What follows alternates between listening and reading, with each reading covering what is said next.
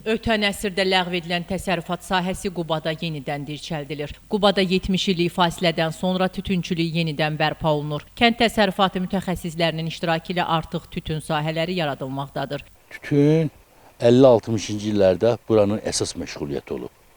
Bunu rəhbər tutaraq biz Elmi Tədqiqat Əkinçilik İnstitutuna müraciət etdik. Bizi işçillə təminlədilər. Bu il sınaq olaraq 1 hektardan artıq ərazidə yerə köçürmə proseslərini aparırıq, bütün işçilərini. Gələcəkdə bunu daha genişləndirmək, onun işçinin yetişdirilməsi, onun qurudulması, bununla bağlı planlarımız var. Tütün sahələrinin yaradılması prosesinə Kənd Təsərrüfatı Nazirliyinin Əkinçilik Elmi Tədqiqat İnstitutunun əməkdaşları da qatılıb. Onlar bu bölgədə tütün becərilməsi üçün əlverişli şəraitin olduğunu bildirirlər. Mütəxəssislərin tövsiyəsi ilə bu sahədə ixtisaslaşmış rayon olan Şəkidən Amerika mənşəli yüksək keyfiyyətli ştillər gətirilib. Nəzərinizə çatdırım ki, Quba bölgəsinin özünün tütünlə bağlı çox böyük tarix ənənələri olub. Ona görə də, amma vaxtı son dövrlərdə bu ənənə biraz demək olar ki, çıxdaş olmuş vəziyyətdə idi.